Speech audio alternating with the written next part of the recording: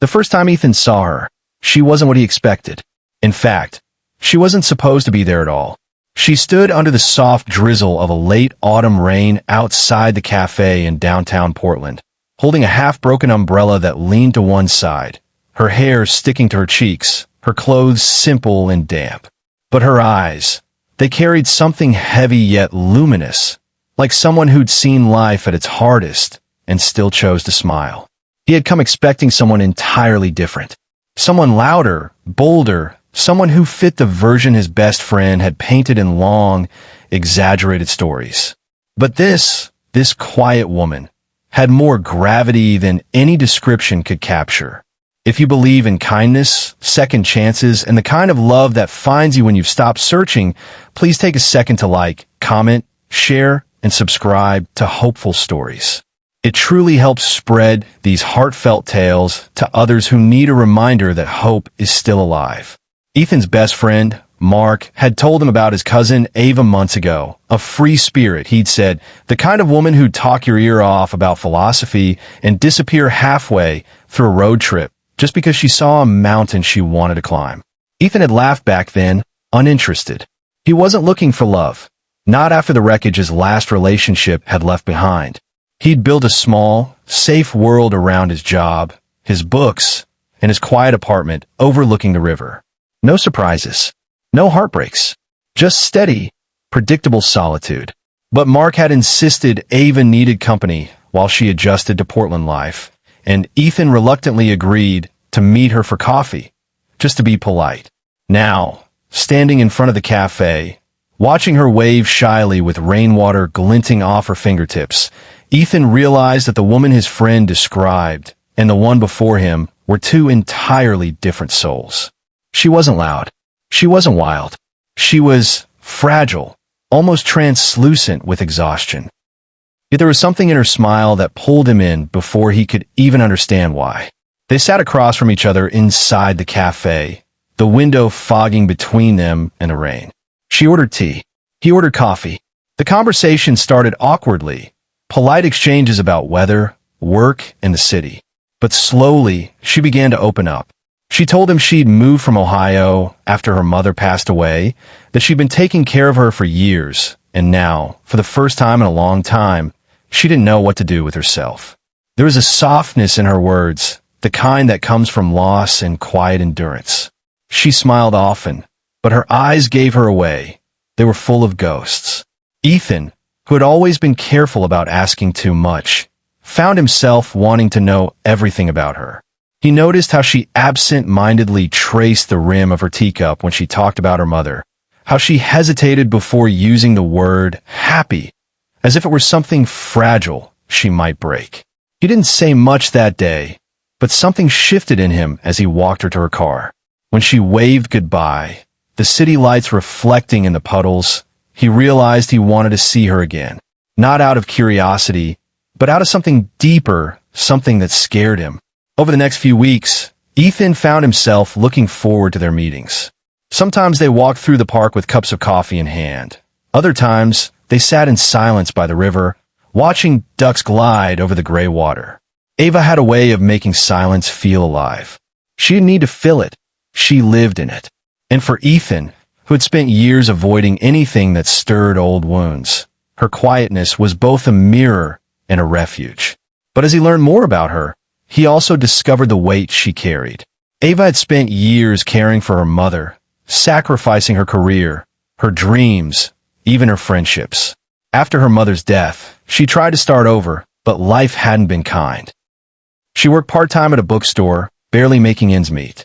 Her apartment was small, her car unreliable, her world still recovering from years of neglecting herself. Yet, through all of it, she found joy in small things. A sunrise, a stranger's smile, a worn-out book. She had the soul of someone who had lost everything and still managed to give love freely. Ethan admired her resilience, but could sense her fear, the fear of being seen, of being loved again. One evening, as they sat on a park bench wrapped in late November chill, she confessed, "People expect me to be more than I am. Mark said you were meeting someone fun, someone full of energy. I'm sorry if I disappointed you." Ethan turned toward her, and for a moment, the world around them seemed to pause. He didn't plan his words. They just came out quiet but firm. "You're not the woman my friend described," he said, "but you're better." Something flickered in her eyes then, disbelief first, then warmth. It was as if no one had ever told her she was enough just as she was. She didn't say anything, but her shoulders eased, and for the first time, she leaned against him, resting her head lightly on his shoulder. The city lights reflected on the river, and Ethan realized he hadn't felt peace like that in years. As winter deepened, their bond grew stronger. But love, especially between two people healing from old wounds, is never simple. Ava's insecurities began to surface, the constant worry that she wasn't good enough, that Ethan would eventually see what she saw in herself. Someone ordinary, broken, replaceable. Ethan tried to reassure her, but he wasn't always good with words. He had his own demons, a past relationship that ended because he couldn't express what he felt until it was too late. One night, after a small misunderstanding, Ava stopped replying to his messages. Days passed, then a week. Ethan grew restless, replaying their last conversation over and over. He wanted to give her space, but he also couldn't stand the silence. Finally, he drove to her apartment. The building was dimly lit, her car still parked outside. He knocked softly. When she opened the door, she looked tired, her eyes swollen from crying. She tried to apologize, but Ethan didn't let her finish. He told her he wasn't looking for perfect. He wasn't looking for the woman his friend described. Adventurous, unafraid, endlessly cheerful. He was looking for her, the woman who'd survived heartbreak and still had enough light left to share. He told her he didn't want to fix her. He just wanted to walk beside her while she rebuilt herself. And in that small, quiet apartment, surrounded by boxes of books and unfinished paintings, Ava finally broke down. Not from sadness, but from the relief of being seen. From that night on, things began to change. Slowly, they found their rhythm. Ethan helped Ava rebuild her confidence, encouraging her to paint again, something she hadn't done in years. He'd come by after work and sit quietly while she painted by the window, music humming low in the background. Sometimes she'd catch him watching her and smile, a smile that reached the places that had once been dark. Months passed. Spring came, and with it, a new beginning. Ava's artwork started gaining attention. A local gallery offered her a small exhibit, and for the first time, she allowed herself to dream again. Ethan was there the night her paintings hung on white walls, surrounded by strangers admiring her work. She looked radiant in a simple blue dress, her hair tied back, her eyes shining with quiet pride. Ethan stood in the corner, watching her laugh, talk, and come alive in ways he'd never seen before. When she finally walked over to him, she said softly, "I think I'm starting to believe you." He smiled back, "Believe what?" She looked up at him and whispered, "That I'm better." It wasn't a fairy tale kind of love. Not the kind with grand gestures or perfect endings. It was real, imperfect, and built on the foundation of two broken people choosing to heal together.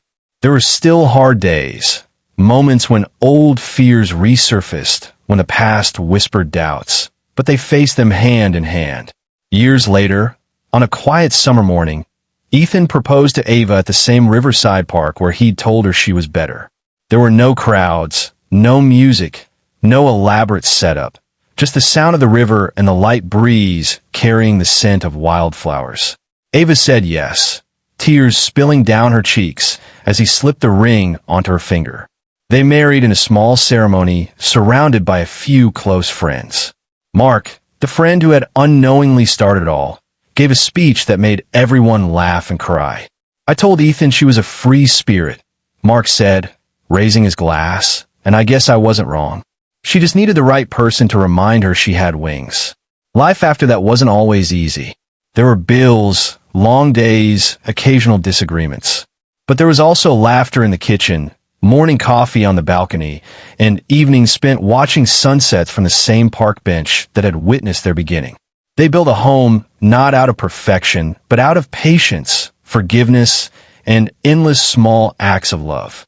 And every once in a while, When Ava caught Ethan watching her with that same quiet admiration, she'd smile and say teasingly, "Still think I'm better?" He grinned back, "Better? Getting better every day." If this story touched your heart, please like, comment, share, and subscribe to Hopeful Stories. Your support helps us continue sharing tales that remind people that love, kindness, and second chances still exist in this world. Speech Balloon's special request. Comment below. Do you believe people can heal each other through love? Because sometimes, the person who wasn't what you expected turns out to be everything you never knew you needed.